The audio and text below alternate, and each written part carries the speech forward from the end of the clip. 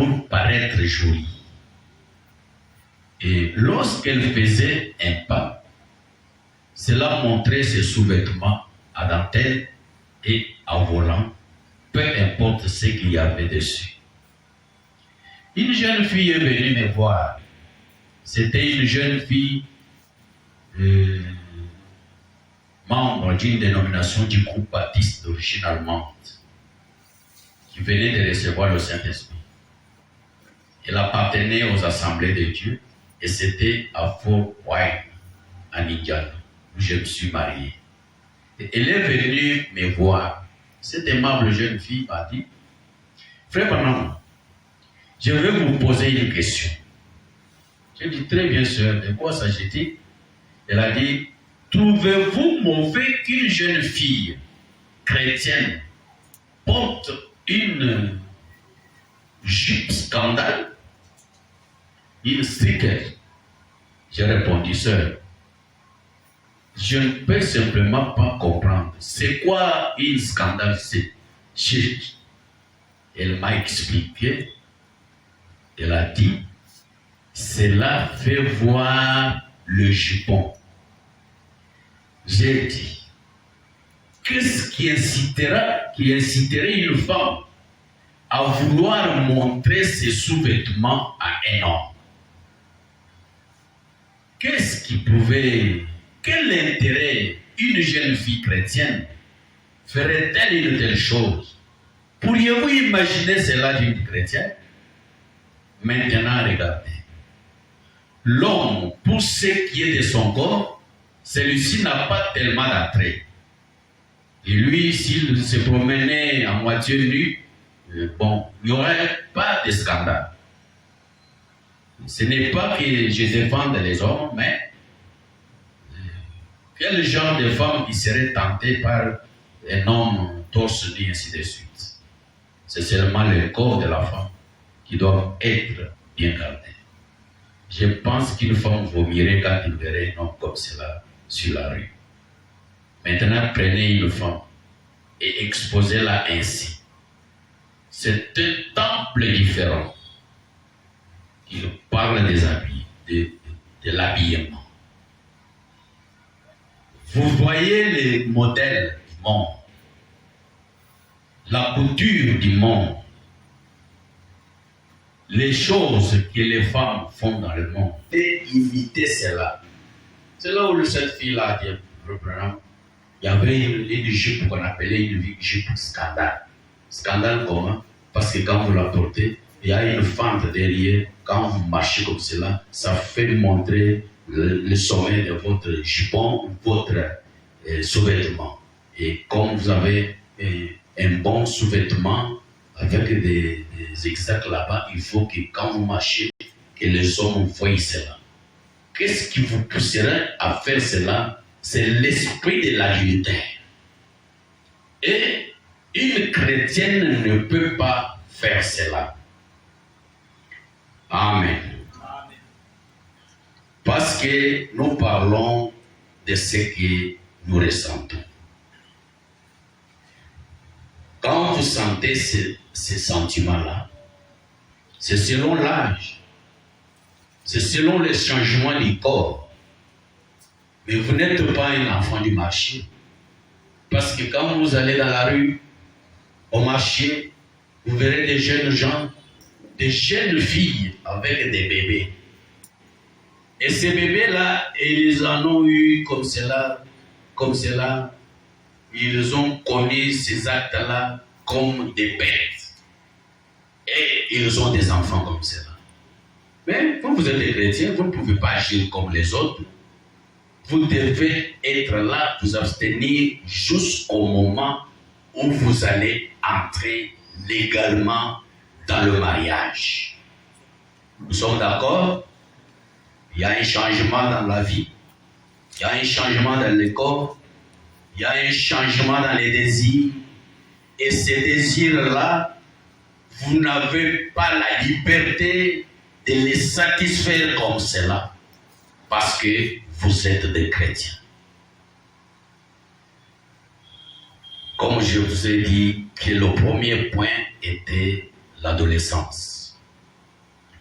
Quelque part, le prophète a dit, il y a une femme qui pouvait dire, je suis pieuse, je n'ai jamais connu un homme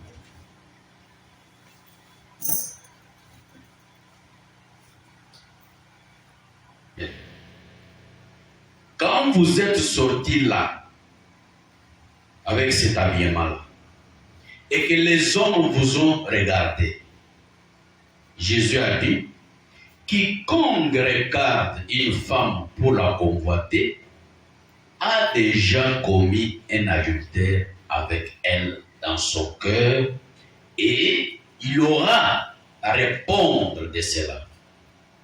Peut-être que vous n'avez pas commis l'acte, mais si vous permettez à Satan de mettre cet esprit sur vous, alors que la nature elle-même devrait vous enseigner que ce mal, même sans l'Esprit de Dieu, la nature devrait faire cela, vous enseigner que ce mal.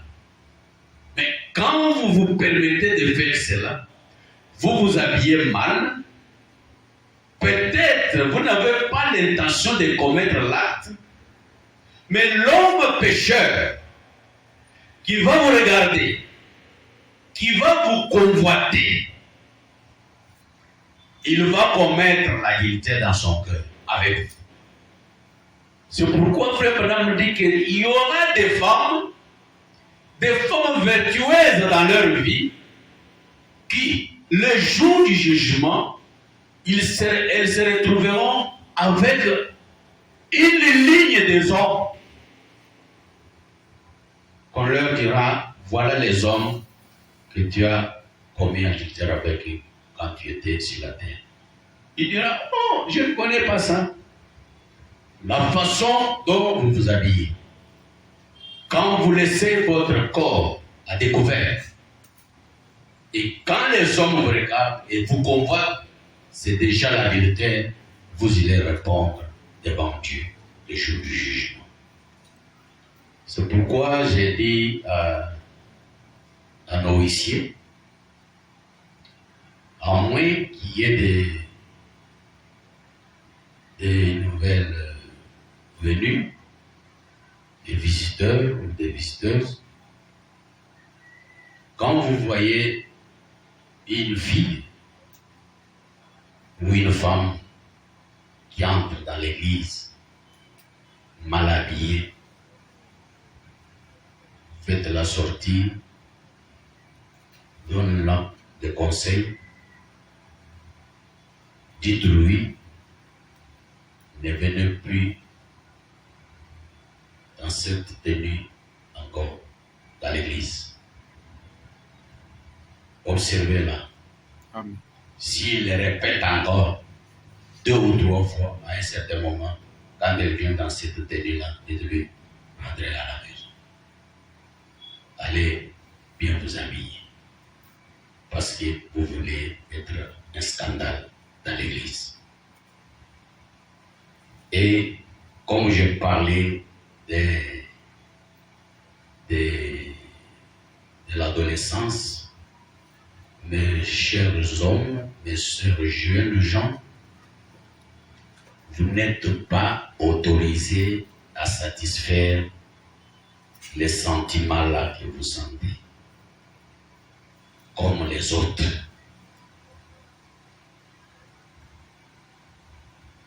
Et dans les écoles où nous allons, quand nous sommes à la maison, il y a une autre atmosphère, il y a des conseils des parents. Quand nous sommes dans l'église, il y a une autre atmosphère, il y a les conseils de la parole de Dieu, pasteur, prédicateur. Mais quand nous sommes à l'école, il y a une autre atmosphère. Il y a des amis, il y a des jeunes filles, il y a des jeunes garçons qui font des choses comme des grandes personnes. Et vous voyez un garçon avec une fille qui vivent comme mari et femme à l'école, en classe. Est-ce qu'il y a des élèves ici? Ou des étudiants? Ils sont là. Mais, levez les mains. Ok.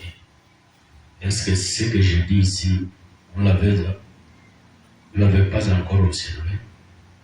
Une fille avec un garçon qui vivent comme mari.